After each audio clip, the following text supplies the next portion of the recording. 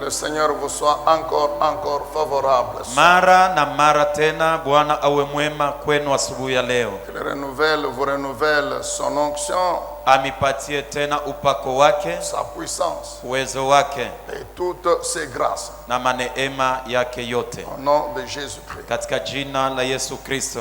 Alors, nous voulons écouter sa parole ce matin. Na sasa tutasikia neno lake asubuhi ya leo. La pensée de ce matin est la suivante. Wazo ya asubuhi ya leo ni hii: Une vie nouvelle uzima mpya avec des choses nouvelles. pamoja na vitu vipya. Une vie nouvelle Uzima mpya avec des choses nouvelles. na vitu vipya. Alors, premier point, on veut rappeler un peu rapidement ce qui s'est passé la semaine passée. Kitu kia kwanza tunapenda tukumbushe kwanza mambo yaliyopitikana juma jana. Il est vrai que le thème du message du pasteur Moïse la semaine passée Ni kweli kishina kia pastori Moizi ya juma jana était centré sur Isaïe 43, na mambo yake kabisa kabisa ilikuwa ni Isaya 43, 18 et 19. 18 hadi 19. Ne pensez plus aux événements passés. Musikumbuke mambo ilishapita. Ne faites plus attention à ce qui est passé. Mushangalilishe viliopita. Parce que moi, l'Éternel, je fais une chose Kwa nouvelle. sababu mimi Yawe nitatenda kitu kipya. C'était au fait pour nous rappeler Alafu ilikuwa ni jua kutukumbusha que nous devons oublier le passé, ya kwamba tunapasha kusahau vilivyopita, ne pas nous appesantir sur le passé. tusigawie kutazama vya zamani, Nous devons nous focaliser sur le présent lakini tunapasha kuangalilisha juu ya vya leo et nous devons nous projeter dans l'avenir. na kwenda kuona bienye bitatukiaka masiku za kesho. Oublier le passé, Kusahau vya jana, se focaliser dans le présent kuangalilisha vya leo et se projeter dans l'avenir. na kujitumbukiza mambo ya kesho. Amen. Amina. Et lorsque nous examinons les choses un peu plus, Na kama tukichunguza vitu kabisa, ce thème s'inscrit parfaitement dans la pensée générale de l'année. hii kishina kabisa kabisa kinalinganisha na ile kishina kia mwaka mzima. On peut tout de suite conclure Na hapo tunaweza kufunga maneno. que la nouvelle chose, Kitu kipya c'est cette réussite, ni kuweza, c'est ce succès ni kufaulu, qui doit remplacer na pasha l'échec kukombola, kuanguka, d'hier, kushinda kwa d'avant-hier. jana kutwa. La nouvelle chose, Kitu kipya c'est cette prospérité ni kuendelea mbele, plus grande, encore plus forte, plus puissante, kubwa ya uwezo hata yana nguvu zaidi. qui doit remplacer Inapasha kukombola les temps de régression, de faillite. wakati ya kurudi nyuma hata na kuchomba. La nouvelle chose, Kitu kipya on peut comprendre tunaweza kuelewa par rapport à Psaume 60, verset 14, kulinganisha na Zaburi 16 mstari wa 14 que c'est cette victoire ya kwamba ni ushindi nouvelle, mpya, cette nouvelle victoire ushindi mpya qui doit faire suite inapasha kuwa, à la défaite d'hier, inapasha kubeba fazi ya kuanguka kwa jana, même à d'autres victoires d'hier. na hata kubeba tena fazi ya maushindi ya jana. La victoire qu'on a eue l'année passée, Ushindi yenye ulikuwa nayo mwaka on jana, a eu il y a 10 ans, ulipokeaka kuna miaka 10, n'a aucun impact sur le présent aujourd'hui. haina na tendo hata moja juu ya maisha yako ya leo. C'est-à-dire, on ne va pas s'arrêter Ni kusema hautagawia pour dire comme j'ai triomphé il y a 3 ans. na kusema ya kwamba vile nilipataka ushindi kuna miaka Ça 3 suffit, donc je peux permettre qu'aujourd'hui la défaite arrive, non? inatosha. Njoo leo niruhusu kuanguka kunifikie leo. Amen, bien-aimé dans le Seigneur. Amina. On nous a fait comprendre, on nous a rappelé Walituelewesha na kutukumbusha que ce qui est passé, qui concerne les événements passés, ya kwamba bienye bilishapita binaelekea mambo ça iliyapita, peut être bon, des inaweza bonnes kuwa choses, mzuri, vitu comme ça vizuri, peut être des mauvaises choses. na inaweza kuwa mambo mbaya. Amen, bien-aimé dans le Seigneur. Amina. Alors notre prière ce matin encore pour vous Na maombi yenye tunamiombea tena asubuhi ya leo est que Psaume 60, ni kusema Zaburi 16 verset 14, mstari wa 14, comme nous le verrons, qui fait partie de cette alliance, inakuwa agano katikati ya agano, que ça cesse d'être un slogan dans votre vie. isiwe tu misemo mkinwa tu, que quand vous dites Amen, wakati unasema amina, parce qu'on a dit que vous devez réussir, kwa sababu walisema unastahili kuweza, et quand vous sortez, na wakati unatoka vous puissiez effectivement vivre la réussite. upate kuishi kweli kweli kuweza. Quand on parle de la victoire, Wakati wanasemea que ushindi, vous dites Amen, unasema amina, et que quand vous sortez, na wakati vous unatoka puissiez effectivement remporter la victoire. kweli kweli upate kupata ushindi. Que tout ne s'arrête pas à dire Amen dans le temps, Mambo yote isiwe tu kusema amina mwekalo, mais qu'après avoir dit Amen, lakini kisha wewe kusema amina, vous viviez ce pourquoi vous avez dit Amen. lakini unaendelea na kuishi bienye ulisemea Amen amina. veut dire Amina ni kusema c'est fait. inatendeka, Fait par qui? Par l'Éternel. na hata ni Mungu anatenda. Amen veut dire Amina ni kusema ce qu'on dit là, bienye banasema effectivement c'est ça ma vie. kweli kweli njo maisha yangu, Effectivement c'est ça la vérité de ma vie. kweli kweli njo maisha yangu vile iko. Alléluia. Amina, Amen, bien-aimé dans le Seigneur. amina. Donc vous devez tous les jours Unapasha basi kila vous siku employer kujitahidi à ce que votre vie reflète ce que la parole de Dieu déclare. hivi maisha yako ioneshe kweli kweli neno la Mungu inatangaza, Et rechercher les voies et moyens na kufanya utafutishi manamna yote pour que cette parole hivi neno hii soit ma vérité. iwe La vérité de ukweli, ma vie. ukweli ya maisha yangu. Qu'est-ce que je dois faire? Ni kitu gani naitwa kutenda? Qu'est-ce que je dois continuer à faire? Ni kitu gani naitwa kuendelea na kutenda? Amen, bien-aimé dans le Seigneur. Amina. Que Dieu soit loué, que Dieu soit béni. Mungu asifiwe, Mungu Mais abarikiwe. nous allons comprendre à partir d'aujourd'hui Na tutaelewa tokea leo que la nouvelle chose c'est plus que ça. ya kwamba kitu kipya ni zaidi kuliko ile. Amen. Amina. Nous voulons donc au deuxième point revenir un peu sur la nouvelle alliance. Nukta ya pili tunapenda tusemeeko tena juu ya agano jipya. La nouvelle alliance. Agano jipya. Bien-aimé, vous devez noter ceci. Wapendwa, mnapaswa kujua hii. Que la nouvelle chose dont Ésaïe a parlé, Kitu kipya kenye Isaya aliongea, la nouvelle chose dont Ésaïe a parlé, kitu kipya kenye Isaya aliongea va de loin au-delà. ni zaidi kuliko hiyo, Au-delà des situations présentes et à venir, zaidi kuliko mambo ya leo na yenye itatukia masiku za kesho, concernant les vies des membres du peuple de Dieu que nous sommes. yene kuelekea maisha ya watoto wa Mungu wanamemba sisi. Nous reprenons. Tunarudililia La chose nouvelle kitu kipya qu'Ésaïe a prophétisé, kenye Isaya dont alitabiri, il a parlé, kenye aliongea elle va au-delà. ni zaidi kuliko Au-delà des situations mambo mbalimbali présentes et à venir. ya leo na yenye takuwaka kesho, Au-delà des choses présentes à venir, zaidi ya bitu tunaona leo na bienye tutaonaka qui kesho, concernent nos vies. inaelekea maisha yetu.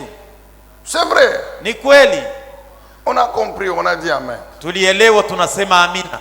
Que pour ceux qui attendent le mariage, Benye banatumainia ndoa pour les célibataires, au bambalaka, la nouvelle chose c'est le mariage. kitu kipya ni ndoa. Pour les chômeurs, Juu ya benye kukosa kazi, la nouvelle chose kitu kipya c'est le travail. ni kupata kazi. Pour ceux qui sont malades, Juu ya bagonjwa, la nouvelle chose kitu kipya c'est la ni guérison. uponyaji Pour au kifulani au kitu kingine. d'autres, la nouvelle chose c'est le voyage. Batu bengine D'autres, kitu c'est kipya ni bien. safari. Ni mzuri, C'est correct. hii ni kitu kia usawa, Mais Dieu va au-delà. lakini Mungu anatenda zaidi kuliko vile vyote. Alléluia. Amina. Écoutez ceci. Sikieni hivi, La prophétie d'Ésaïe matabiri ya Isaya qui parle de nouvelles choses inaongea kuhusu vitu vipya, fait partie de cet ensemble de prophéties inakuwa katikati ya ile matabiri kwa ujumla, dans lesquelles l'Éternel ndani yake wa milele annonce anatangaza la venue ujio de cette nouvelle chose par excellence ya ule mpya kwa ubora zaidi, qu'est la nouvelle alliance. inayokuwa agano jipya. Je reprends. Nasema tena, Je dis ceci. nasema hivi, Que la prophétie d'Ésaïe matabiri ya Isaya qui annonce de nouvelles choses, inatangazia vitu vipya, elle fait partie de cet ensemble de prophéties. inakuwa katikati ya mchango ya ile Il n'y matabiri. a pas eu qu'Ésaïe. Na hakuna mpaka Jérémie Isaya. a parlé, a Jérémie prophétisé. alitabiri. Ézéchiel a prophétisé. Ezekieli alitabiri. Des prophéties qui annoncent Matabiri inayotangaza la venue de cette nouvelle chose par excellence, ujio ya kitu kipya kinayostahili bora, qu'est la nouvelle alliance. inayokuwa agano jipya. Donc ce qui fait que Ni ile nafanya ya kwamba lorsque Isaïe wakati Isaya parle de la nouvelle chose, anaongea kuhusu kitu kipya, il ne va pas seulement décider, comme je vous ai dit, des choses présentes, asione tu vitu vinatokea siku ya leo vya kipya. Hapana, qui sont une solution binakuwa ni à majibu un problème précis, kumambo yenye kujulikana, qui sont une solution à des problèmes de détail. inakuwa jibu kumambo moja ya kujulikana vile iko, Mais lakini il annonce, je anatangazia, le répète, nasema tena, cette nouvelle chose par kitu excellence, kipya kya kushindia vyote, qu'est la nouvelle alliance. inayokuwa ni agano jipya. Avant de revenir sur ces prophéties, Mbele ya kusemea hiyo matabiri, pourquoi Dieu a annoncé kwa sababu gani Mungu alitangazia la venue d'une nouvelle alliance alors qu'il y avait une ancienne? ujio ya agano mpya hivi kulikuwa ya zamani? Quand Dieu a parlé par ses prophètes, Wakati Mungu aliongea kupitia wanabii mais wake, il y avait une alliance. agano ilikuwako, Il y avait une alliance. kulikuwa agano.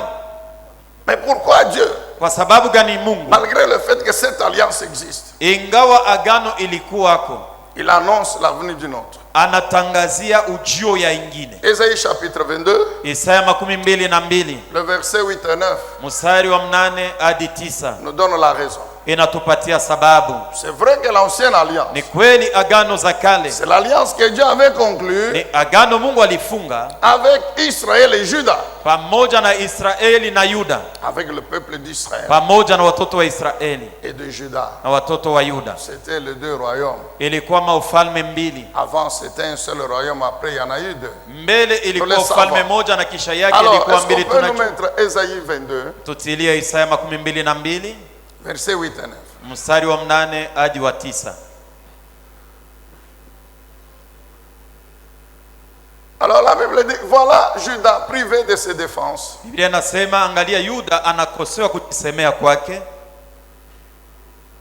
Ce jour-là, vous avez placé votre espoir dans les armes qui sont à l'arsenal de la maison de la forêt. Ile siku mulitia tumaini yenu katika silaha yenye ilitoka katika poli. J'ai dit, Turudililie paka ile mulitia. mais en fait, pourquoi Dieu dit tout ça? Kwa sababu gani Mungu anasema hii mambo yote? C'est parce que pendant ce temps, Mui ule wakati que vous lisiez wakati le livre du prophète Isaïe, que vous lisiez les autres prophéties comme celle de Jérémie, vous allez voir que et le royaume d'Israël et le royaume de Juda, ces Israélites dans l'ensemble, ont fini par tourner le dos à l'Éternel, ont fini par trahir l'alliance de l'Éternel. walikosea agano ya Mungu. Quand Dieu leur avait donné l'alliance Wakati Mungu aliwapatia agano par Moïse, kupitia Musa, c'était pour qu'ils vivent devant lui. ilikuwa njoo wapate kuishi mbele yake. C'était le cadre des relations entre Israël et entre Dieu et son peuple. Ilikuwa pa nafasi ya uhusiano ya Israeli na Mungu wake. C'était sa parole Ilikuwa neno lake, pour que Israël vive par cette parole. hivi watoto wa Israeli wapate kuishi kwa neno. Et nous connaissons l'histoire de ce peuple. Na tunajua hadithi ya watu Ils ont tout de suite trahi l'alliance. pale pale, walikosea agano, Ils ont basculé. baligeuka ng'ambo ingine, Ils ont tourné le dos à l'Éternel walimtupia mkongo wa milele Bwana pour croire juu ya kuaminia au faux Dieu des nations, kwa miungu za ongo ya au mataifa, point de commencer à les adorer. na mkipimo ya kubaabudu. L'adoration Maabudu qui est destinée à l'Éternel, inakuwa ni ya wa milele Bwana peke yake, ils l'ont tourné lakini walimtupia mkongo vers les idoles. na banaanza kuabudu Mais cela masanamu. avait commencé dès le désert. Na ile ilianziaka tukia ndani ya Vous vous jangwa. rappelez le veau d'or qu'ils avaient demandé Unakumbuka à Aaron de ndama leur faire. dhahabu ile waliombaka Aruni abatengenezee. La Bible dit, Biblia inasema ils se sont retrouvés devant ce veau d'or. walijikuta mbele ya ndama wa Ils dhahabu commencent à l'adorer. na wakaanza Ils kumwabudu. dansent, ils chantent. Walikuwa napika maringa, Ils walikuwa na s'adressent à ce veau en beko disant, c'est toi nasambia notre ule Dieu. ndama na kumwambia kwamba we C'est njo toi Mungu notre wetu, Dieu. we njo Mungu wetu. Alors tout cela Na bile byote avait amené l'Éternel à les punir. bilimsukuma Bwana awaapize, C'est ainsi que na ni vile il avait suscité le roi de la Syrie, aliwatumia mfalme wa Suria Sarkonde, pour mettre fin au royaume d'Israël juu ya kukomesha ufalme wa en Israeli 722 avant mu Jésus-Christ. mwaka 1712 Et puis mbele ya Yesu Kristo. Nebuchadnezzar, roi de Babylone, Na hata Nebukadneza mfalme wa Babiloni pour mettre fin au royaume de Juda, juu ya kukomesha ufalme wa Yuda définitivement en 586-87. kabisa Toujours avant kabisa Jésus. mu 586-87. Et c'est ainsi que l'Éternel va décider Na ni vile Bwana alibeba mpango, d'annoncer par les mêmes prophètes anatangazia kupitia wanabii moja sa moja décision de pouvoir mpango yake conclure ya kufunga avec son peuple une nouvelle alliance. pamoja na taifa yake agano mupya. Amen, bien-aimés dans le Seigneur. Amina. Alors on peut nous mettre Jérémie 31, 31 et 33. Yeremia 31 hadi 33. Jérémie 31, 31 et 33. Yeremia 31 hadi 33. Écoutons ce que la Bible déclare. Tusikieni ile Biblia inatangaza. C'est là que Dieu annonce, Ni pale Mungu en anatangaza, précisant bien la prophétie d'Ésaïe qui parle de la nouvelle chose. anahakikisha kabisa kabisa ile tabiri Jérémie ya arrive, Isaya, Ézéchiel va arriver na hata Ezekieli pour alifika préciser que cette nouvelle chose, c'est en fait une nouvelle alliance. juu ya kuhakikisha ya kwamba hiki kitu kipya ni agano jipya. Jérémie chapitre 31, Yeremia 31 le verset 31. na shairi yake ya Mais 31. des jours vont venir, déclare l'Éternel. Na masiku itakuja, Bwana anasema. Juu ya nini? Je conclurai avec le peuple d'Israël Nitafunga et pamoja na watoto wa celui de Israeli Juda une na ya Yuda alliance nouvelle. agano mupya. Elle ne sera pas comme celle que j'ai conclue avec leurs pères, leurs ancêtres dans le désert. Itaachana na ile nilifunga na babu zao katika jangwa, Quand je les ai pris par la main pour les faire sortir d'Égypte, wakati nilimichukua kwa mkono juu ya kumivukisha cette maji ya Yordani. alliance-là, ils l'ont rompue, Ile agano waliivunja, ils l'ont trahi. waliikosea, Alors que moi j'étais leur suzerain, j'étais leur maître, leur japo Dieu, mimi nilikuwa bwana wao. déclare l'Éternel. Bwana anasema, Mais voici quelle alliance je vais conclure avec le peuple na d'Israël. oneni ni agano gani nitafunga na taifa ya Israeli. Voici en quoi consiste cette nouvelle alliance. Oneni agano mupya itakuwa ni nini. Je mettrai ma loi plus profonde d'eux-mêmes, dans leur cœur. Nitaweka sheria yangu ndani ya mioyo zao, Je la graverai dans leur cœur, dans leur homme intérieur. nitaichapa ndani ya mioyo zao, ndani ya mtu wao Je wa serai ndani. leur Dieu et ils seront mon peuple. Nitakuwa Mungu wao na bo batakuwa taifa yangu. Si on nous met Ézéchiel 32, Bakituweke Ezekieli vous pouvez noter, 32. si vous lisez Jérémie 32, 40, 41, c'est la même chose. Ukisome Yeremia Ézéchiel 37. 32, Ezekieli 37, Ézéchiel chapitre 37, Ezekieli sura yake 37, 26 à 28. 26 hadi 28. Je conclurai avec eux une alliance garantissant la paix. Na nitafunga pamoja nao agano ya Ce kuhakikisha sera une salama. alliance éternelle avec eux. Itakuwa agano ya milele Je pamoja nao. les établirai, je les rendrai nombreux. Nitawaweka na Je kuwafanya fixerai kwa wengi, pour toujours mon sanctuaire au milieu d'eux. na nitaweka makao yangu katikati yao milele. Ma demeure sera près d'eux. Makao yangu itakuwa Je karibu nao. serai leur Dieu, ils seront mon père. Nitakuwa Mungu wabo na bo batakuwa taifa yangu. Amen, Église de Dieu. Amina. J'ai dit ceci. Nilisema hivi, Puisque Israël a trahi, kwa sababu Israeli alikosea a agano, rompu l'ancienne alliance, alivunjaka agano za kale. Dieu décide Mungu anabeba mpango de la remplacer par une nouvelle. ya kuikombola na mupya. Rapidement, Haraka haraka, l'ancienne alliance, agano za kale elle est différente de la nouvelle en ceci. inaachana na agano jipya. L'ancienne, Agano za kale c'était une alliance que Dieu, c'est sa parole. ni neno lake, Mais Dieu l'avait gravée sur les tables de pierre. lakini Mungu aliichapaka juu ya vibao. Lui-même, il a écrit sur les 2 tables de pierre. Ye mwenye aliandika juu ya vibao viwili vya mawe. Les 10 commandements. Ile amri 10.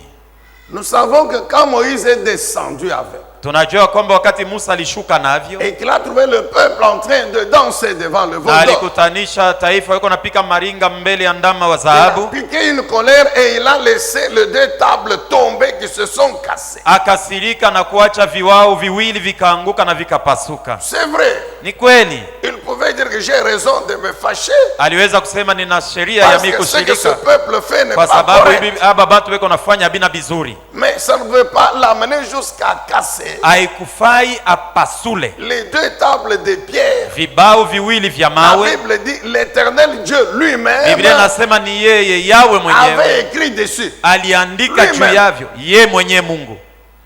C'est ce que Dieu va dire à Moïse. Na Très ni bien. vile Mungu anamwambia Musa, mzuri, Il n'y a pas de problème. hakuna matata Je pardonne. na kusamea, Mais toi, tu as affaire à moi. lakini woko na mambo Parce que na comme mimi. tu as cassé mes 2 tables, Sasa vile unapasua vibao que vyangu moi-même j'ai fait et sur lesquelles ile j'ai mimi écrit. mwenyewe Mungu nilichonga na mimi mwenyewe Moïse, niliandika. tu vas rentrer encore sur la Musa montagne. rudia tena pa C'est mulima. ce que Moïse a fait 2 fois, 40 Na ni jours, vile 40 Musa nuits alifanya sur la montagne de Sinaï. mara mbili masiku 40 na usiku na mchana alikuwa anabakia pa Dieu mlima. dit à Moïse, fabrique maintenant les 2 tables. Mungu anaambia Musa, chonga we mwenyewe vibao viwili Tu me les ramènes sur la montagne. uniletee hivyo pa mlima. Et Dieu réécrit les 10 Na lois. Mungu anaandika tena mara ya pili amri 10. Et puis après, Na kisha yake Dieu va maintenant donner à Moïse toutes les autres lois. Mungu anampatia Musa masheria ingine. Pendant que Dieu parle, Moïse écrivait aussi. Wakati Mungu alikuwa anaongea, Musa alikuwa anaandika na yeye. Quand il est descendu, Wakati alishuka, Moïse a communiqué tout ça au peuple. Musa aliambia vile vyote Ça, watu. c'était l'ancienne alliance. Ile ilikuwa agano za kale Écrite sur les tables de pierre. yenye kuandikiwa pa vibao vya mawe. Cette ancienne alliance, Agano za elle kale avait une durée limitée. ilikuwa na wakati yake yenye kujulikana, Elle avait un temps fixé. ilikuwa na wakati yake yenye kujulikana. Quand est-ce que son temps a été Na, clôturé? ni wakati gani yake ilimalizika? C'est quand Jésus, Ni wakati Yesu sur la croix, pa msalaba il a dit tout est accompli. alisema yote yamekwisha. Jean chapitre 19. Yohane 19, On peut nous mettre le verset 30. utuwekee mstari wa 13. Jean 19, 30. Yohane 19 mstari wa 13. Voici ce que le Seigneur, c'est l'une des 7 paroles qu'il a prononcées sur la croix. Ni mmoja katikati ya misemo yenyewe alitamka kumsalaba, Tout est accompli. yote yamekwisha, Et puis il rend l'esprit. na kisha yake akafariki. Maintenant, quand nous lisons Matthieu, Tukisome basi Mathayo chapitre 27, 27, 50 et 51. 50 na 51. Matthieu 27, Mathayo 27, 50 et 51. 50 na 51. La Bible dit quoi? Biblia inasema hivi, À ce moment, kwa ile wakati, c'est-à-dire ni kusema lorsqu'il a dit tout est wakati alisema yote Là, yamekwisha. nous mettons les 2 évangiles ensemble. Tuweke mainjili Donc, yote lorsqu'il pamoja. dit tout est accompli, Kuna mmoja inasema yote il yamekwisha, pousse un cran qui lui rend l'esprit. na hata kisha yake akakufa. Le verset 51. Shairi Et 51. au même instant, Na pale pale le vol du temple, pazia ya hekalu, c'est le vol qui séparait, je vous rappelle, le lieu ni saint, pazia le lieu très ilikuwa saint. natenga na nikumbusha mahali takatifu na makati takatifu La zaidi. terre a tremblé, Udongo les ulitetemeka, rochers se sont fendus, etc. miamba ilipasuka na vinginevyo.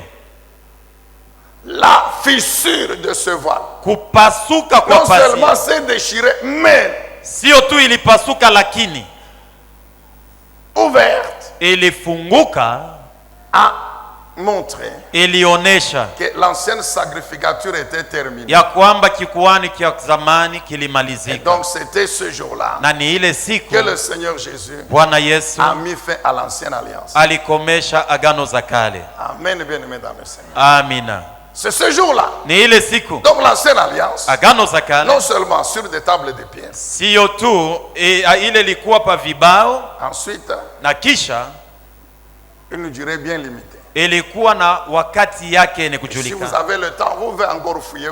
Vous Kama uko na trouverez que wakati, c'est écrit chunguza utakuta yenye que kuandika cette ancienne alliance, ya kwamba agano za qui était kale basée principalement sur la loi, msingi yake ilikuwa ni sheria, à cause de la dureté de cœur kwa d'Israël, sababu ya roho mgumu ya watoto wa Israeli, n'était plus capable de les conduire à la justice. haikukuwa tena na uwezo ya kupeleka bantu Oh, kuuwaki. c'est pour cela que Dieu l'avait donné. Njo kwa sababu ya ile Mungu alipanaka kwa watu tu watu batoke kuusalimu, batembee katika njia ya uwaki, et s'il peut continuer à être en communion avec na hivi wanaweza kuendelea na katika ushirika wa Mungu na kuwa wenye haki.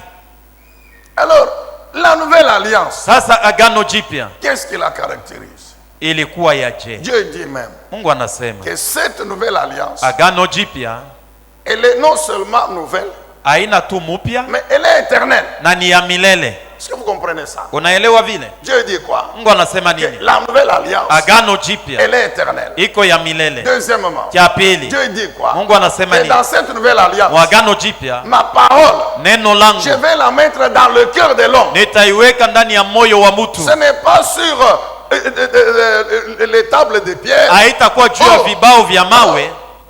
Supposons que la Bible ici, c'est la table de pierre. Tufikiri ya kwamba hii Biblia njo vibao vya mawe. Le sacrificateur, Sasa le mkuhani souverain sacrificateur, mkuhani mkuu, les pharisiens, etc. Wafarisayo na Ils se wengine mettaient devant le peuple walikuwa et nasimama mbele ils ya watu proclamaient cette na loi. walikuwa natangaza Et sheria ça s'arrêtait là. na ilikuwa namalizikia pale, Bien sûr, l'exemple, l'expérience a montré na hata mambo vile iko que inaonesha c'est comme si ça tapait ici, iko saa bilikuwa binaingilia ça huko entre et ça sort par là. na kisha binatokea huko. Rien ne restait dans le cœur de l'homme. Hakuna kitu kilikuwa nabakia ndani ya Alors moyo wa Dieu dit mtu. maintenant ce que je vais faire. Na Mungu anasema Dans la kenye nouvelle nitatenda alliance, mwagano jipya, Ma parole, neno langu ça ne sera pas sur des tables de haitakuwa juu ya pierre. Ma vibao vya mawe. parole, Neno langu je vais la mettre nitaitia dans le cœur de ndani ya tout moyo un chacun. ya kila mtu.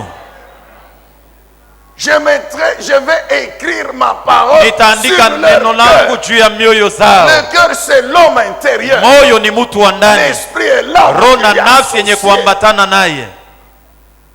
Alors puisque ma parole, je la mettrai Kwa dans sababu le cœur, neno langu dans nitaitia ndani ya l'esprit, moyo, ndani ya roho, et que ma parole, c'est moi-même. na neno langu njo Et mimi que mwenyewe, partout il y a ma parole, na je mahali suis. popote panakuwa neno En langu, ce niko moment-là, pale na pale, mon sanctuaire na hata ne makao sera ya plus le temple haitakuwa tena hekalu de Jérusalem. ya Yerusalemu. Mon sanctuaire ne Hekalu sera yangu plus la synagogue. haitakuwa sinagogi, Non, hapana. mon sanctuaire, Makao ça yangu sera l'homme lui-même. atakuwa njo mtu Parce mwenyewe, que là où il y a ma kwa parole, sababu penye c'est panakuwa là neno où je langu suis. njo pale niko. Donc je serai moi-même Nitakuwa mimi en mwenyewe eux, dans ndani chacun d'eux. yao Donc je wao serai wote. le Dieu direct, personnel de tout un Nitakuwa chacun. Mungu pale pale wa kila mtu.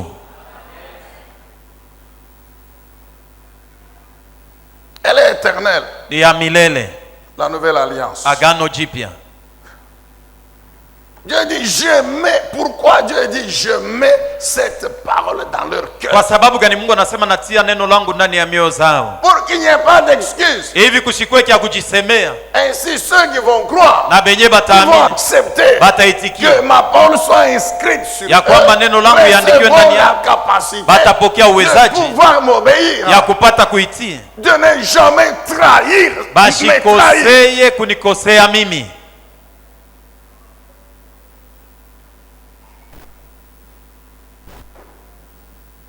Là où il y a la parole, Penye panakuwa neno il y a l'Esprit de Dieu. peko roho wa Mungu. Ézéchiel 36, Ezekieli 36 25. 25. Ézéchiel 36, 25. Ezekieli 36 25. Rapidement, cher ami. Haraka haraka wa rafiki, Nous connaissons ce passage. tunajua andiko hii. Dieu parle toujours de la nouvelle alliance. Mungu anasemea mpaka juu ya agano Il jipya. dit, je vais répandre sur vous une eau pure, Anasema nitamimimilia maji afin que vous safi soyez purifiés. hivi mutakaswe. Mais l'eau pure, c'est quoi? C'est la parole. Maji safi ni nini? Ni neno la Et Mungu. vous ici, c'est quoi? Vous représentez quoi? Na mwe bale inamaanisha nini? Vous, ce n'est pas le corps. Mwe haina mwili. Dieu ne dit pas qu'il prend l'eau du robinet, il met sur ta Mungu tête. ashiseme anabeba maji ya kutoka ile unashota anaiweka juu yako juu ya mwili Dieu hapa. dit ceci. Mungu anasema Je hivi, prends ma parole, nabeba neno langu j'arrose ton esprit. na mimia Car roho ma yako, parole, c'est l'esprit. kwa sababu neno Elle langu est ni roho destinée à l'homme spirituel, na l'homme inaitwa juu intérieur ya mtu ou wa le cœur. ndani, mtu roho au moyo. Ainsi, par cette eau pure qu'est ma Na parole, ile mai safi je inayokuwa vais neno langu arroser votre esprit. nitamimia roho yenu. Vous ici, Nini awa représente toujours le cœur, l'homme intérieur. inamaanisha moyo, mutu wa ndani. Pour vous purifier. Juu ya kumitakasa. Amen, Église. Amina. Suivez la suite. Fateni afatayo. Je vous donnerai un esprit nouveau. Nitamipatia roho mupya. Je vais enlever de votre cœur. Nitaondosha ndani ya moyo wako. De votre être. Ndani yako weye. Dans d'autres versions on dit corps. Katika ufafanuo wengine wanasema ndani ya mwili yako. Ici on dit votre être. Hapa wanasema ndani ya umutu wako. Ou votre corps, c'est mieux d'ailleurs. Au mwili yako. Je vais enlever de votre corps. Nitaondosha ndani ya mwili yako. Votre cœur dur. Moyo wako mugumu. Ou le cœur de pierre. Au moyo wa mawe. Et je vais vous donner un cœur de chair. Na nitakupatia moyo ya mnofu. Je vais enlever en vous. Nitatosha ndani yako. Dit Dieu. Mungu anasema. Par la puissance de ma parole. Kwa uwezo wa neno langu. Cet esprit qui est dur comme une pierre. Ile roho mugumu sa Cet jiwe. esprit incrédule. Roho mugumu. Qui refuse de croire à moi. Inakataa kuniamini. Jusqu'au point de me tourner le dos. Na mkipimo ya kunitupia mkongo. Pour adorer les idoles. Juu ya kuabudu masanamu. Mungu anasema. Par ma parole. Kupitia neno langu. Je vais enlever. Nitaondosha. Ce cœur de ile moyo ya mawe. Et je vais mettre en vous le cœur de chair. Na nitatia ndani yako moyo wa mnofu. Moyo wa mnofu. Cet esprit ni roho qui croit en Dieu. Inayemwamini Mungu. Véritablement. Kwa ukweli. Amen, bien-aimé dans le Seigneur. Amina. Dieu ajoute. Mungu anaongeza. Je prends maintenant mon esprit. Nabeba roho wangu. Le Saint-Esprit. Roho Mtakatifu. Je mets en vous. Namweka ndani yako. Je vous ai dit là où il y a la parole, il y a le Saint-Esprit. Nilikuambia penye panakuwa neno njo panakuwa Roho Mtakatifu. C'est le verset qui suit. Ni shairi inayofuata. Je mets en vous mon propre esprit. Vous comprenez? Na nitaweka ndani yenu roho wangu mimi. Le propre esprit de Dieu c'est le Saint-Esprit. Roho wa Mungu ni Roho Mtakatifu. Et par mon esprit, na kupitia roho wangu, il va vous rendre capable de vivre selon mes lois. Atamiwezesha muishi kufuatana na sheria yangu. Kutii amri yangu na kuiweka katika matendo. Amen, bien-aimé. Amina. Donc Dieu dit quoi? Mungu anasema nini? Je prends ma parole. Nabeba neno langu. Je mets dans votre esprit. Naiweka ndani ya roho yako. Amen. Amina. Je prends mon esprit. Nabeba Roho Mtakatifu. Je mets en vous. Namweka ndani yenu. À ce moment-là, pale, si vous vous soumettez kama à ma parole, neno à langu, mon esprit, na roho wangu, vous recevez automatiquement pale la capacité uwezaji de pratiquer mes lois, ya kuweka katika matendo sheria de yangu, ni conformer votre vie à ma parole. kulinganisha maisha yako na neno langu. Amen, bien-aimé dans le Seigneur. Amina.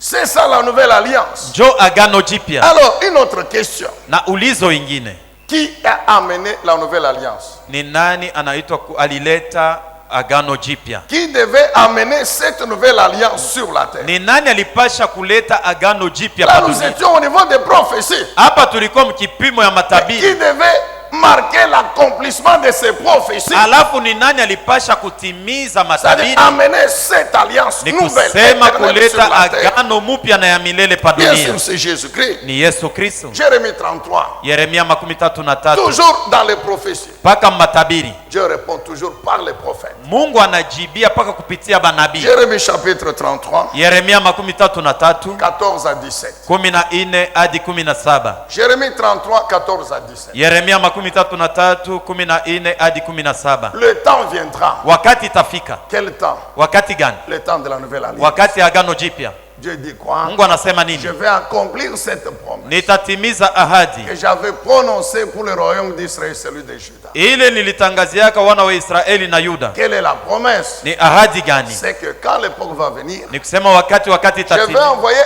un germe juste. Nitatuma chipuko yenye haki. Qui descendra de la dynastie de David. Itatokea mkizazi ya Daudi. Et qui va exercer le droit et la justice dans le pays. Na atatumia haki na usawa ndani ya nchi. En ce temps-là, Juda sera sauvé, Jérusalem vivra, et on l'appellera l'Éternel notre justice. Le germe de justice, c'est Jésus-Christ. Ceux qui connaissent les Saintes Écritures, le terme germe, elle est des qualificatifs du Messie. Na hata inasemea juu ya Mesia. Le Messie qui est le Seigneur. Mesia anayekuwa Bwana. Donc c'est lui. Ni yeye. C'est lui. Ni yeye. Que Dieu annonce. Yule Mungu anatangazia. Le germe de justice. Ya kwamba chipuko ya haki ni kusema Mesia. C'est-à-dire Jésus-Christ. Ni kusema Yesu Kristo. C'est lui qui amènera. Mwenye ataleta cette nouvelle alliance sur la terre. Jipya pa dunia. Alléluia. Amen. Amen. Amen. Et c'est par son sang. Na ni kupitia damu yake yeye. Que Dieu a scellé cette alliance. Jo Mungu alichapa muhuri ile agano. L'ancienne alliance. Agano za kale. C'est avec le sang des animaux. Ilikuwa pamoja na damu ya wanyama. Quand vous lisez Exode. Ukisome kitabu ya Kutoka. Biblia inasema le jour que Moïse proclamait. Siku ile Musa alikuwa anatangaza agano. Ile alitoka mkupokea. Sur la montagne de Sinaï. Pa mlima wa Sinai. On a égorgé les animaux. Walichinja wanyama. Il a pris le sang. Alibeba damu. Il a versé sur l'alliance. Alimwanga juu ya agano. Et il a versé sur. Na alimwanga juu ya watu. Ce sang ici. Na alisema c'est l'alliance entre vous et Dieu. Agano katikati yenu na Mungu. Nous savons que c'était le sang des animaux. Tunajua kwamba ilikuwa damu ya wanyama. Lakini pour la nouvelle alliance. Juu ya agano jipya. Alléluia. Amina. Pour la nouvelle alliance. Juu ya agano jipya. Dieu a décidé. Mungu alibeba mpango. De la sceller. Ya kuichapa par le sang d'un agneau. Damu ya kondoo. Qui est en réalité un homme. Kwa ukweli anayekuwa mtu. Un homme qui est éternel. Mtu wa milele. Parce que la nouvelle alliance, Dieu l'a destinée à l'éternité. Agano jipya Mungu alitengeneza juu ya kuwa ya milele. Elle ne peut pas la sceller par un sang qui a une durée fixe. Na kupashe kuichapa muhuri na damu inakuwa na muda yake na wakati yake. Peuple de Dieu, vous comprenez encore très bien? Watoto wa Mungu mngaliki naendelea tena na kuelewa? 1 Corinthiens 11:15. Wakorinto wa kwanza 11:15. 1 Corinthiens chapitre 11 verset 25. Wakorinto wa kwanza 15:25. De même après le repas, vile vile kisha chakula, Jésus a pris la coupe. Yesu akatwaa kikombe. Bien sûr, dans la coupe il y avait le vin. Ndani ya kikombe mlikuwa mvinyo. Elle dit que ce que vous allez boire ici, anasema kienye mtakunwa sasa, spirituellement c'est mon sang. Mukiro ni damu yangu. Il dit bien la coupe, cette coupe est la nouvelle alliance scellée de mon sang. Anasema hii kikombe inakuwa agano jipya yenye kuchapa muhuri na damu yangu. Alléluia. Amina. Cette coupe, hii kikombe, c'est la nouvelle alliance. Ni agano jipya. Dit Jésus. Yesu anasema scellée yenye kutiliwa muhuri na damu yangu. Pas du sang des animaux. Hapana damu ya wanyama. Alléluia. Amen. Mais je crois que vous allez acclamer. Nilizania kwamba mtampikia makofi Bwana. Que Dieu soit loué, que Dieu soit béni. Mungu apewe sifa, Mungu asifiwe. Une autre question. Ulizo ingine. Quel est le contenu de cette nouvelle alliance? Agano yenye biandani yake ni bitu gani? Quel est le contenu de cette nouvelle alliance biandani bia hii agano que Jésus a amené ile Yesu alileta sur la terre, pa dunia, que l'Éternel Dieu a scellé avec son sang? Ile Bwana Mungu alichapa muhuri na damu yake. Le contenu de la nouvelle alliance. Biandani bia agano jipya. Nous savons que tunajua kwamba les théologiens nous expliquent, nous démontrent wateolojia wanatufasiria na kutuonesha qu'en fait le Nouveau Testament, ya kwamba agano jipya, c'est-à-dire l'ensemble des 4 évangiles et les épîtres et l'Apocalypse, na mabarua hata na ufunuo, c'est ça la nouvelle alliance. Jo agano jipya. Souvent Nouveau Testament égale nouvelle alliance. Kila mara agano jipya njo kusema agano jipya. Et quand on va dans cette nouvelle alliance, na tukiende ndani ya agano jipya, au sens strict du terme, munamna yake kabisa kabisa vile iko, c'est-à-dire en se limitant tout simplement au Nouveau Testament, ni kusema mkusemea tu juu ya agano jipya, mais nous trouvons pratiquement le même principe. Tunakuta amo makanuni moja moja. C'est-à-dire dans cette nouvelle alliance, ni kusema agano za kale, il y a les lois, kunakuwa masheria et les promesses. Kunakuwa na mahadi. Est-ce que vous comprenez ça? Naelewa vile. Dans cette nouvelle alliance, ndani ya agano jipya, exclusive au Nouveau Testament, ya upekee juu ya agano jipya tu, il y a les lois et les promesses. Muko masheria vile vile na bien sûr, agano na mahadi. Vous allez me demander, mais les lois où? Bien sûr. Na sasa zingine uko najiuliza iko natupeleka wapi? Vous connaissez? Non, les lois sont où? Masheria iko wapi? Matthieu 22, non? Mathayo 22. Matthieu 22, 34 à 40. 34 hadi 40. Matthieu 22, 34 à 40. Mathayo 22:34 hadi 40. En apprenant que Jésus avait réduit au silence les Sadducéens, les pharisiens se sont réunis. Mkujulisha ya kwamba Yesu alikalisha kimya wa Farisayo wa Sadukayo walikala kimya. Un d'entre eux pose, il lève le doigt. Na mmoja katikati yao akanyosha kidole. Le Seigneur lui donne la parole. Bwana akampatia sauti.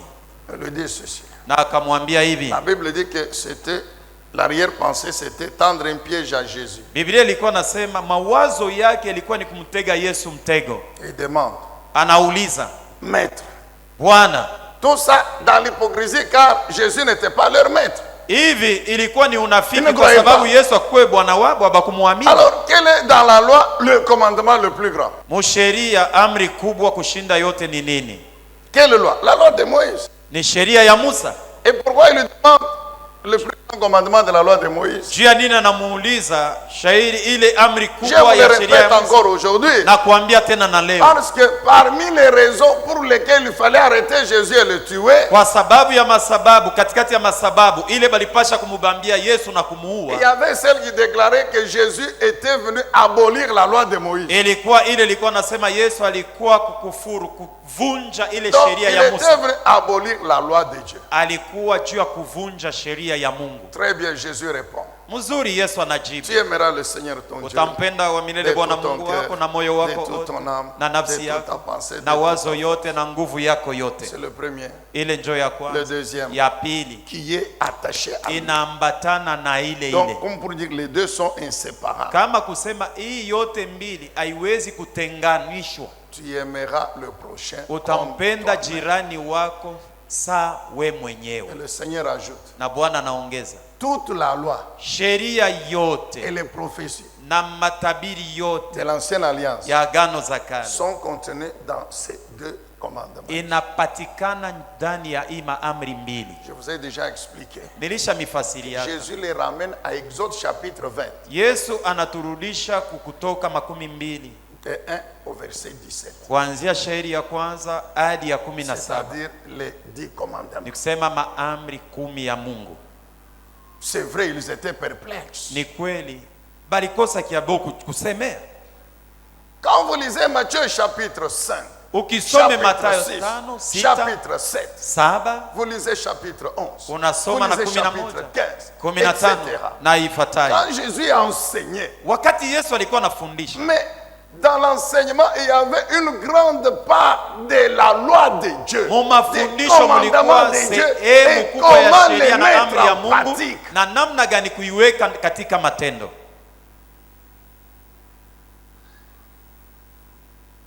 Il n'y a pas de nouvelle alliance sans la loi de Dieu. Akuikalake agano jipya bila sheria ya Mungu. Et qui dit loi de Dieu dit commandement. Na sheria ni kusema amri. Dit obligation. Inasema shurti. Que nous, les membres de la nouvelle alliance, nous devons absolument faire. Ile sisi wana wa agano jipya hakika tunapasha kutenda. Non, nous sommes dans la nouvelle alliance. Hapana shinjo ba agano jipya, agano jipya. Vyote vilisha tutendeka. Mais celui qui a amené la nouvelle alliance, lakini mwenye alileta agano jipya, il a dit quoi? Alisema nini? Voici ce que vous devez faire. Oneni bienye munapasha kufanya. Aimez Dieu, aimez votre prochain. Penda Mungu wako na mpende jirani wako. Et manifestez cet amour en accomplissant la loi qui concerne l'amour de Dieu et l'amour du prochain. Na onesha ile mapendo kwa kuonesha ile sheria ya Mungu inayoelekea kumpenda Mungu na kupenda jirani. Amen, peuple de Dieu. Amina. Comment vous êtes triste aujourd'hui? Namna gani leo mko na huzuni vile? Amen, église. Amina. C'est qu'il faut un peu comme ça. Tenka kwa kwanza. Ou bien c'est le froid qu'on demande qu'on arrête la climatisation. Au ni baridi. On arrête. Baba tuseme bakate hiki bitosha mpepo ya baridi. Alors acclamez Jésus. Umpikie Yesu makofi.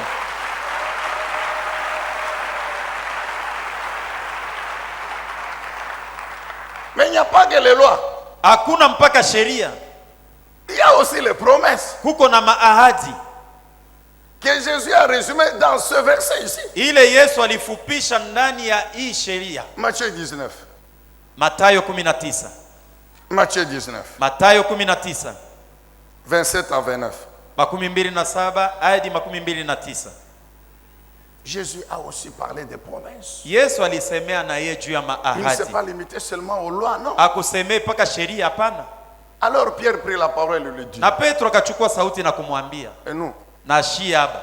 Nous. Sasa shiaba. Nous avons abandonné les femmes. Nous Tuliacha avons abandonné babibi le yetu, travail. Nous tuliacha avons abandonné makazi, la pêche. Nous tuliacha avons kuvuvi abandonné samaki, nos tuliacha familles. Nous avons majamba, abandonné la source des revenus d'argent. tuliacha Pour makazi te yenye ilikuwa suivre, toi, natupatia Jésus. franga juu ya kufuata we Yesu. Et nous allons rester comme ça. Na shiaba chi tutabakia paka hivi Il tu. n'y a rien que nous aurons. Hakuna kitu kile shi tutapataka. Écoutez la réponse du Seigneur. Sikieni jibu ya Je vous ai Bwana. déjà expliqué. Nilisha mifasiria Je vous l'assure. na mihakikishia. Je vous l'assure. Na mihakikishia Que ya kwamba tous ceux qui m'ont suivi, bale bote balinifata mie. vous siégerez aussi Mutekala na mweye sur deux trônes pour gouverner les tribus d'Israël. pa maenzi juu ya makabila 12 ya Israeli. La suite, le suivant. Yafatayo. Tous ceux qui auront quitté. Bale bote baliacha. Commence par le fait que tous ceux qui croient à moi qui m'ont suivi. Anaanzia hapo kwanza kusemea bale bote balinyamini. Vous Kisha na siégerez kunifata. sur des trônes. Mutekala pabiti. Donc moi ici, Nikusema mi huyu. il y a un trône là-bas au ciel. Miko na kichi kyangu kiko na nichunga kumbingu. Jésus, hein? Jésus, hein?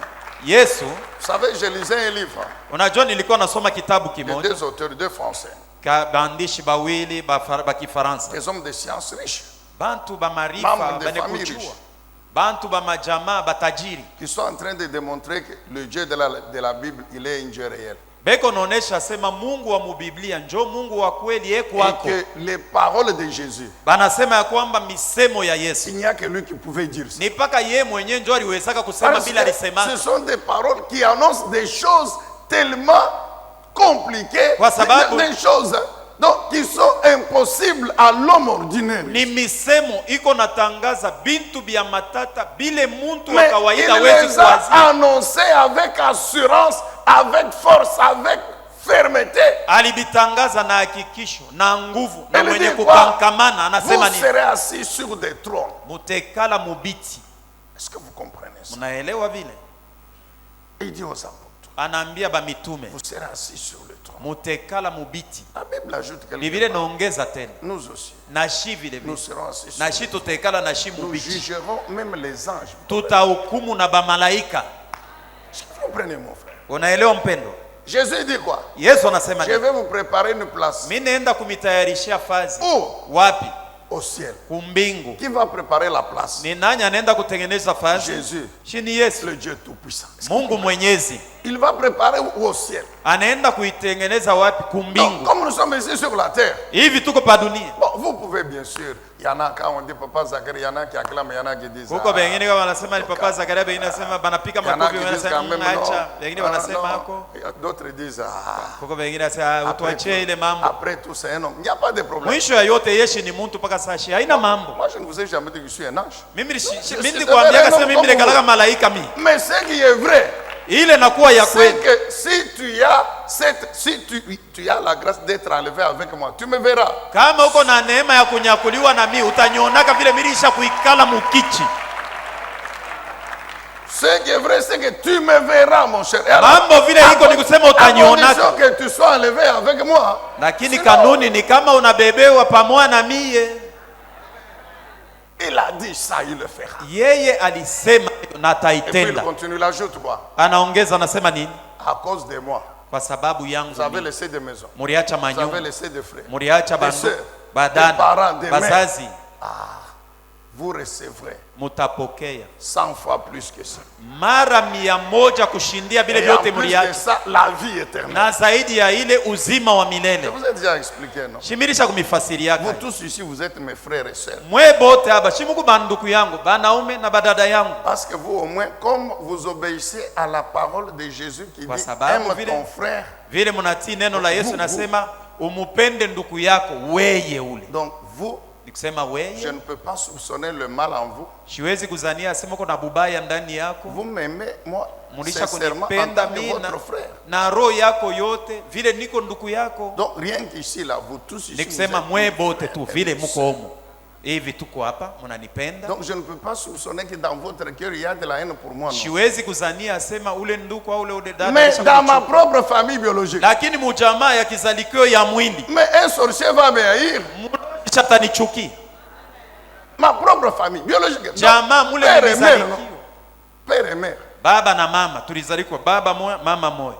Si ton papa c'est un sorcier. Kama baba yako mzazi ni muloji. Toi tu es chrétien. Wewe uko mkristo. Lumière contre ténèbres. Mwangaza mbele ya giza. Il va te haïr. Shata kuchuki. Ah, tu refuses de dire amen. Unakatala kusema amina. Kazi yako ile ni mambo yako wewe. Refuse mon cher. Katala ndugu yangu. Amen, bien-aimé dans le Seigneur. Amina.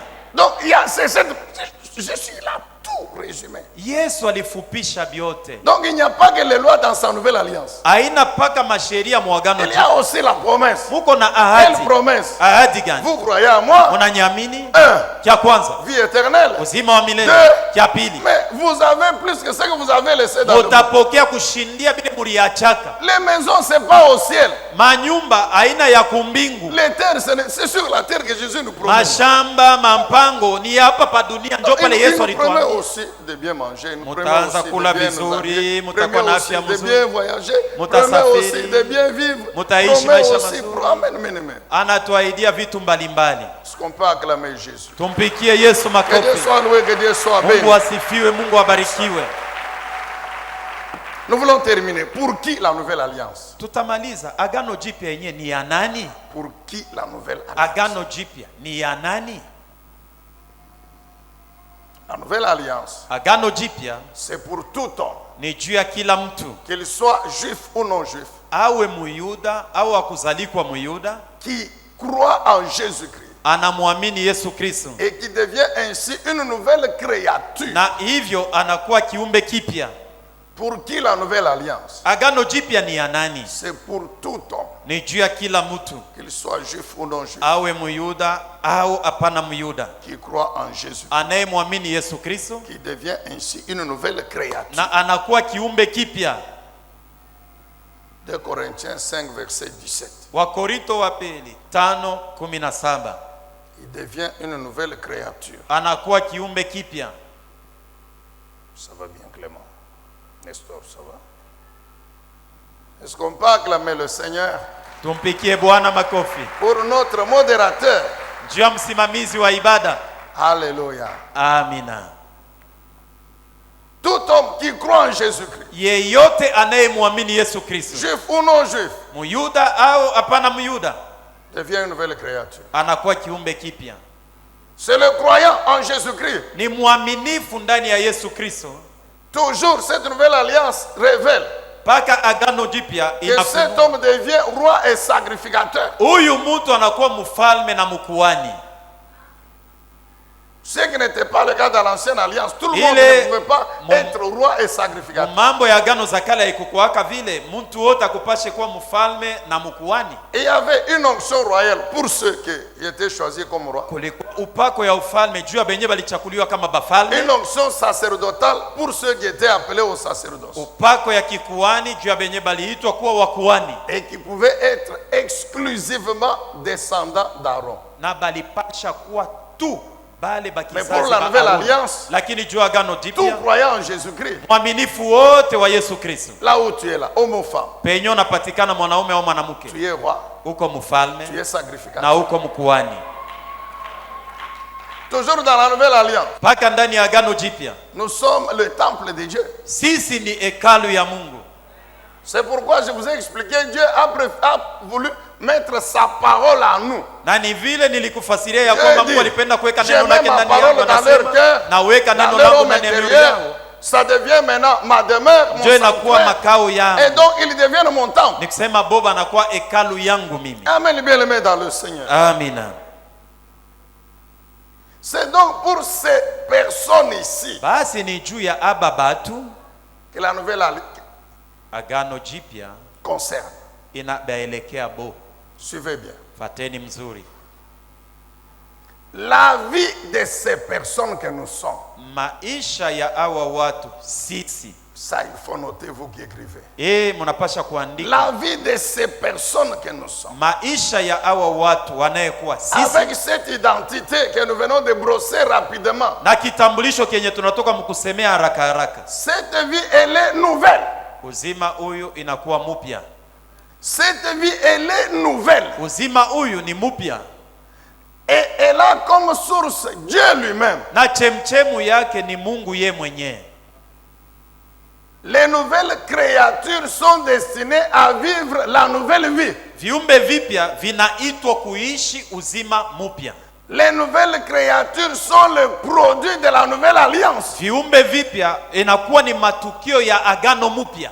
Et ils sont appelés à vivre la nouvelle vie. Na banaitwa kuishi uzima mupya. Nouvelle vie que le bon berger leur donne. Uzima mupya yenye mchungaji mupya mwema anawapatia. Et cette vie que le bon berger nous a donnée, na ile uzima mupya mchungaji mwema alitupatia, il l'a ramené du ciel. Alitokea nayo kumbingu. Donc c'est une vie qui a comme source Dieu le Père. Ni kusema chemchemu yake nayo kuwa ni Mungu Baba, Dieu le Fils, Mungu Mwana, Dieu le Saint-Esprit, Mungu Roho Mtakatifu, ainsi que la parole de Dieu. Vile vile na neno la Mungu. Mnaelewa?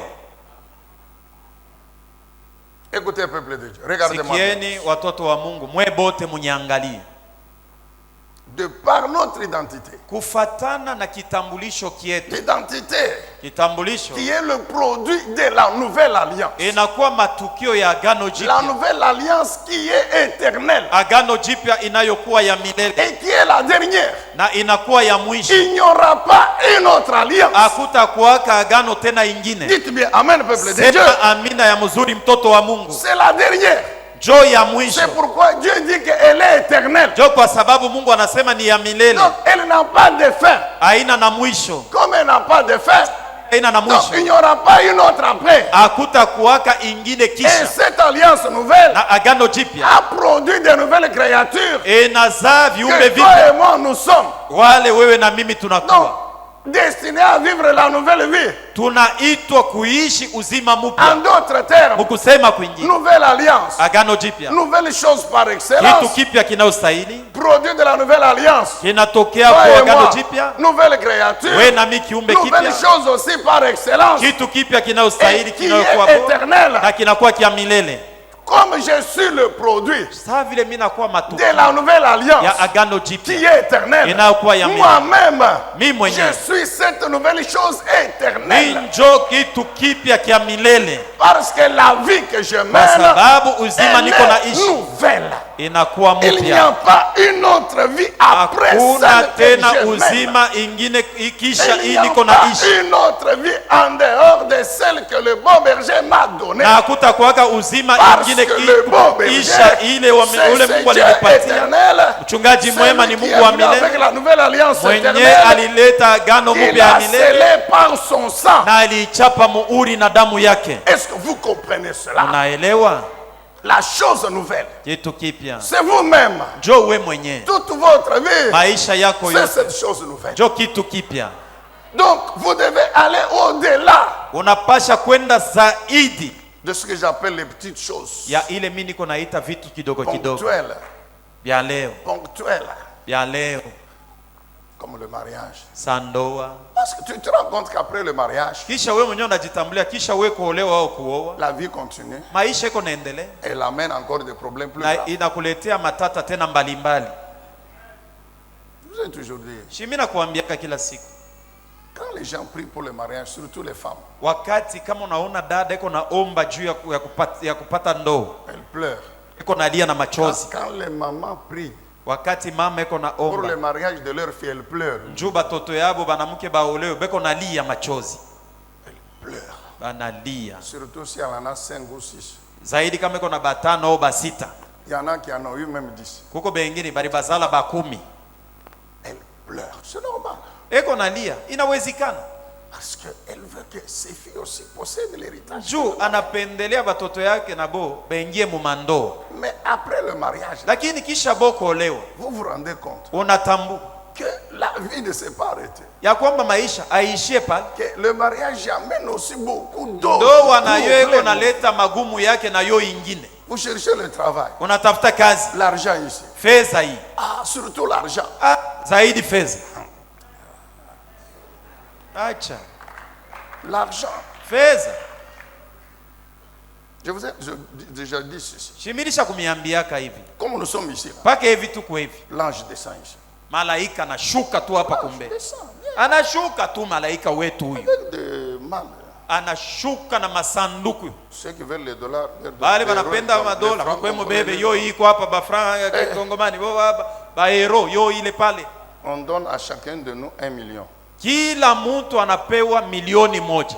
Je vous rassure Na kuhakikishia que non seulement en semaine ici, haina tu mambo ya juma hii, même dimanche prochain, na siku ya Jumapili ya juma kesho, ceux qui viendront, bale batakuya, c'est pas vous. haina mweye, C'est ceux qui auront appris que ni l'ange bale descendu, balijulisha il a donné sema la siku ya Jumapili ile malaika alishukaka likagulaka bantu makuta. D'abord, chacun de nous va avoir 48 heures d'insomnie. Kia kwanza kila mtu atakuwa na masiku mbili hataweza kulala bushingishi. Avec l'insécurité qui est de là-bas. Na ile mambo ya kusema bezi beko naingiliana ba uwaji ba kuiba bintu ya bantu. Dès qu'une souris passe, Kama tu panya anapita, nani anataka kupita huko? na vile butakachika. Jusqu'au petit matin, siku ya pili. Les projets ici. Matengenezo tangu alianza La femme kuandika. dit ceci, l'homme dit ça. Bibi anasema yoko bwana Nous allons même oublier la dîme. On va oublier la dîme. na chekumi yenye tutasahau kwa kuilipa. Il y en a qui vont dire mais l'ange n'a pas dit qu'il faut payer la dîme. Na bwana tao bibi atasema malaika shikutuambia sasa tutalipa chekumi kwa Mungu muhii alitupatia hapana.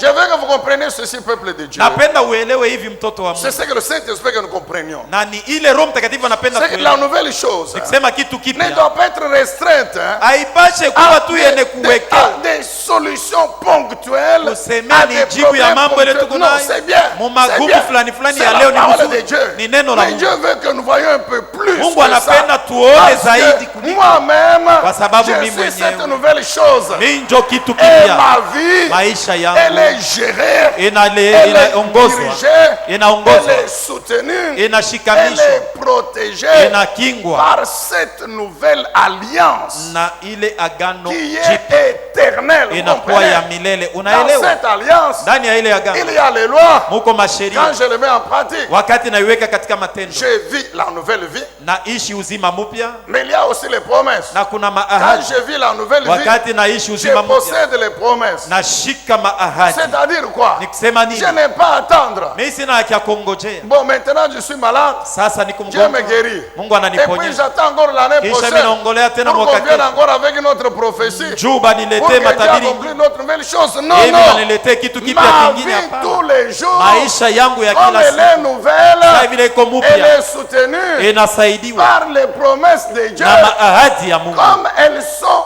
partie intégrante Sasa vile inakuwa na yo de la ya nouvelle ndani alliance. ya agano jipya, Donc, le contenu de ces promesses vyenye vya maahadi vya ndani représente les nouvelles choses inamaanisha vitu pour vipya moi tous les jours.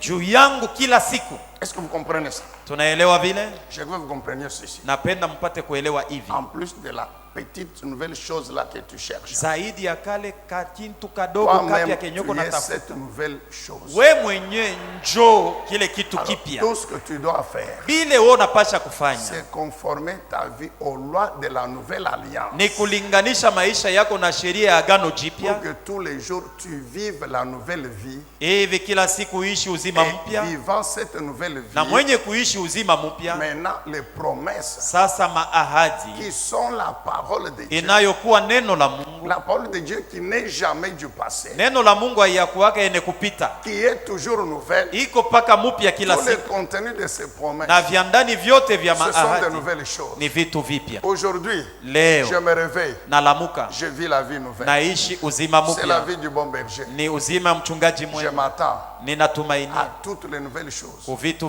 vyote vipya que Dieu peut me donner. vyenye Mungu anaweza Donc, kunipatia. la victoire, Ushindi aujourd'hui, il va me donner. leo Si je atanipatia, dois réussir, je kama dois napasha réussir. kuweza Si je dois atanipatia être kuweza. guéri, je suis guéri. Kama Donc napasha je ne vais kuponya, pas ataponya. attendre qu'aujourd'hui il y ait une demain. Sitaongoja Non, non. C'est kesho hapana. aujourd'hui, Kama dans leo son plan, matengenezo comme yake sa parole l'indique, vile neno lake il y a la 10 nouvelles choses. kuna vitu 10 vipya, ni vyangu vyote, nitabipokea. Je dors.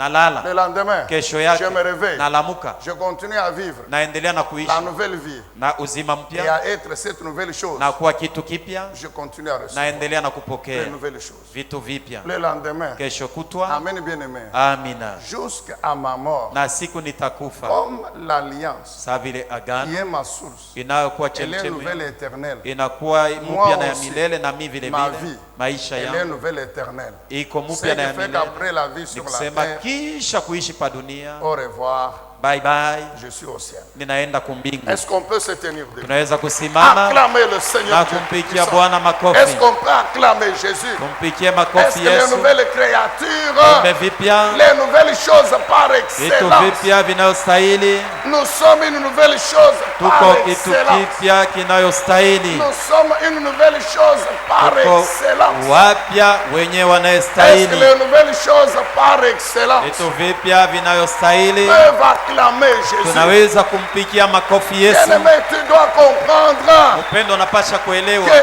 toi-même tu es la nouvelle ya chose. kwamba we njo kitu Ta kipya, vie c'est plus que la guérison. na hata na kwa uponyaji Ta vie c'est plus que le mariage. inakuwa kushindia uponyaji, Ta vie kushindia c'est plus que ndoa, le voyage. uzima yako inashindia Il y a masafari, beaucoup de nouvelles choses hata tembeza vitu qui vipya sont liées à ta vie, vinaambatana na qui est maisha yako nouvelle. inayokuwa mpya. Alors est-ce que tu peux acclamer Jésus? Umpikie makofi Yesu. C'est ça notre prière ce matin, c'est l'acclamer. Jo pale tuko asubuhi ya leo, Notre prière ce matin, c'est maombi yetu l'acclamer. asubuhi ya leo En lui disant merci tuko na parce mwambia que je suis cette nouvelle chose. kwa sababu par mimi njo excellence. mpya